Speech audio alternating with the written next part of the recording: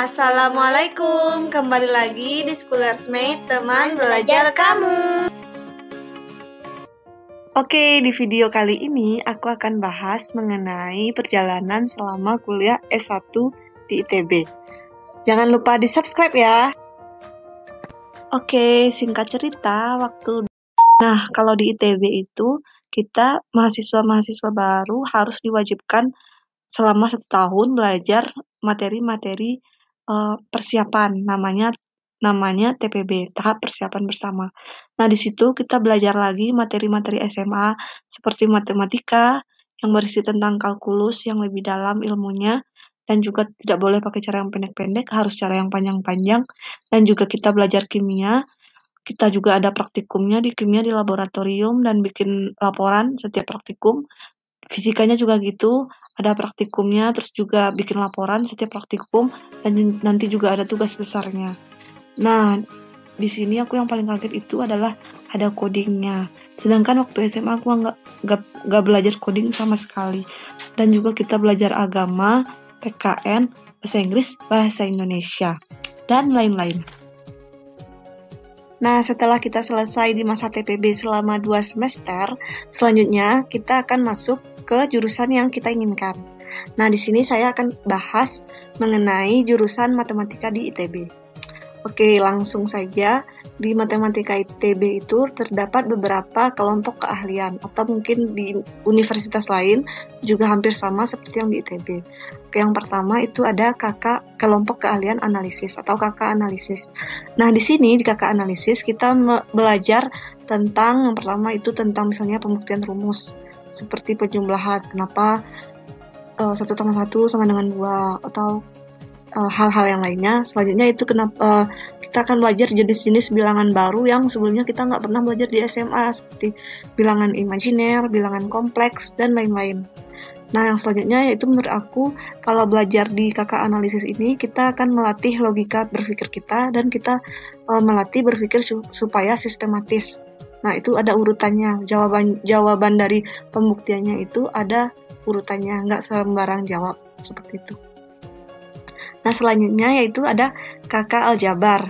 Nah, sebenarnya sih sama dengan analisis, namun di sini pembuktiannya lebih luas lagi dari analisis. Kalau analisis itu lebih ke bilangan, namun di aljabar ini menurut aku lebih luas, seperti lebih ke arah matriks gitu. Matriks, nilai eigen, vektor, ada juga yang lebih abstraknya yaitu seperti ring, lapangan, aku nggak pernah ambil sih. Nah, selanjutnya menurut aku KK aljabar ini kita dapat yang kita dapatkan dari KK aljabar ini adalah kita bisa melatih berpikir secara out of the box, dan kita dilatih berpikir secara kreatif gitu. Kalau di analisis itu jawabannya harus terurut, abis ini. Tapi kalau di aljabar itu nggak harus terurut, tapi bisa dicerna secara logika gitu. Selanjutnya yaitu ada KK statistik. Di KK statistik ini kita belajar tentang peluang, proses stokastik, dan lain-lain. Di ITB sendiri, teori peluang dan statistika matematika itu bisa dikonversi menjadi satu modul aktuaria. Nah, bagi yang teman-teman ingin masuk ke dunia aktuaria, bisa mengambil materi pelajaran teori peluang dan statistika matematika.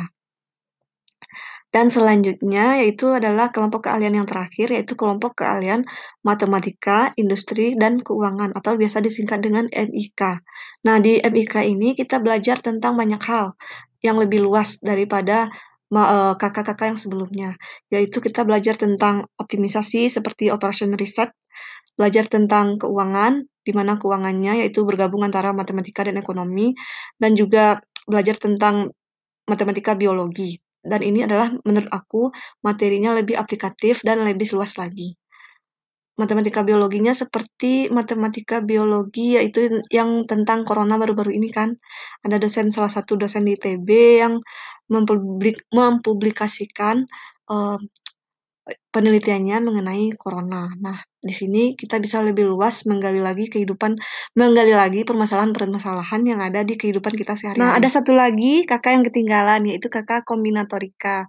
Di kelompok keahlian kombinatorika ini kita lebih belajar tentang jaringan, membangun jaringan pohon pembangun, perantau minimum, kriptografi, dan hal-hal lainnya.